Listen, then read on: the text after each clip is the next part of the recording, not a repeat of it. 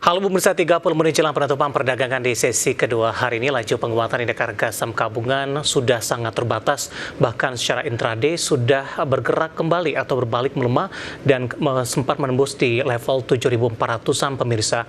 Pemberat datang dari saham-saham grup Prayogo Pangestu yang sebelumnya menjadi penopang utama dari indeks harga saham gabungan dan hari ini kompak mengalami pelemahan dan juga di tengah penantian rilis indeks rebalancing MSCI yang akan berlaku di bulan Agustus ini, di mana saham CDIA hari ini mengalami koreksi paling dalam semenjak melantai di Bursa Efek Indonesia, di mana melemah di atas 7% pemirsa. Berbeda dengan koin, sama-sama baru keluar dari FCA, sementara koin hari ini cenderung mengalami penguatan dan hari ini mencatatkan auto reject atas. Pemberat juga datang dari saham-saham lainnya, ada Cuan, BRPT, PTRO, kemudian Brand lebih cenderung bergerak stagnan. Dari saham konglomerasi lainnya, Aman mengalami volatilitas yang cukup tinggi secara intraday. Hari ini menguat di atas 19% setelah mengalami koreksi yang cukup dalam di perdagangan sebelumnya.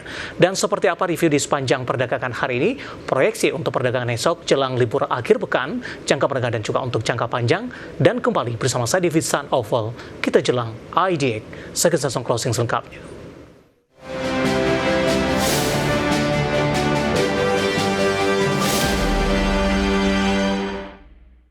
Seperti biasa pemirsa, saya akan sampaikan update pergerakan indeks harga saham gabungan di 30 menit jelang penutupan perdagangan di sesi kedua hari ini. Indeks harga saham gabungan berbalik ke zona merah meskipun melemah tipis pemirsa, dan posisi saat ini secara intraday sempat melemah ke level 7.400-an. Posisi saat ini melemah tipis di 0,03% di 7.501.884 dan kembali meninggalkan level 7.500-an tepatnya di 7.498.616. Pergerakan yang cukup cepat, perubahan dari sisi pergerakan dari tekanan kemudian kembali berbalik menguat di 30 menit jelang penutupan sesi kedua hari ini. Sebenarnya indeks harga saham gabungan dibuka di zona hijau pada pagi tadi di 7.546.336. Beberapa menit pasca pembukaan, indeks harga saham gabungan langsung mengalami penguatan yang cukup signifikan ke intraday hari ini ke 7.580.550. Kemudian di penutupan sesi pertama, penguatan lebih ke arah terbatas dan begitu juga kondisi yang sama terjadi di sepanjang perdagangan sesi kedua.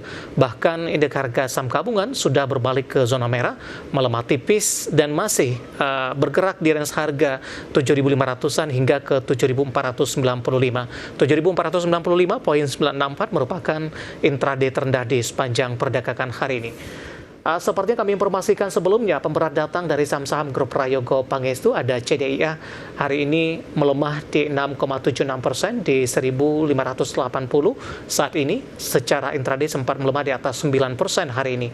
Kemudian juga ada Cuan melemah di 2,61% di 1.490, BRPT juga melemah di 4,42% di 2.380. PTRO tertekan cukup dalam di 3,90% di 3.450. Sementara posisi Brand hari ini yang lebih cenderung tertekan hingga ke intraday 7.025 berbalik menguat di 0,69% di 7.275. Sama-sama diketahui para investor masih menunggu rilis rebalancing indeks MSCI yang diperkirakan akan dirilis pada hari ini pemirsa. Kemudian saham-saham yang hari ini menjadi penopang konglomerasi lainnya, ada Aman Mineral mengalami volatilitas yang cukup tinggi pemirsa, hari ini menguat atau posisi saat ini menguat di 16,50% di Rp8.850 per saham, sempat ke 9.075 hari ini.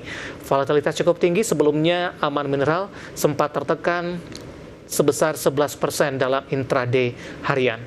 Koin hari ini atau reject atas di 24,50% di 1.880, sama-sama baru keluar dari papan FCA, tapi arah pergerakan cukup berbeda, di mana koin masih melanjutkan penguatan signifikan hari ini. Dari barang baku, produsen emas masih melanjutkan penguatan, tapi cenderung bergerak mix. Ada Antam menguat di 2,60% di 3.170, BRMS sudah berbalik melemah di 1,28% di Rp462 per sahamnya. Sementara untuk film menguat di 3,35%. Dorongan dari saham-saham perbankan big cap masih belum optimal. BBCA bergerak stagnan di 8.300 pemirsa. Kemudian posisi saham perbankan lainnya seperti BBRI posisinya saat ini bergerak flat di 3710. Kemudian juga ada BMRI hari ini juga bergerak flat di 4700 dan terakhir ada BBNI. Posisi saat ini menguat di 0,73% di 4.130. Updatean pergerakan indeks harga saham gabungan di 30 menit jelang penutupan perdagangan di sesi kedua hari ini dan semoga bisa menjadi salah satu referensi untuk Anda.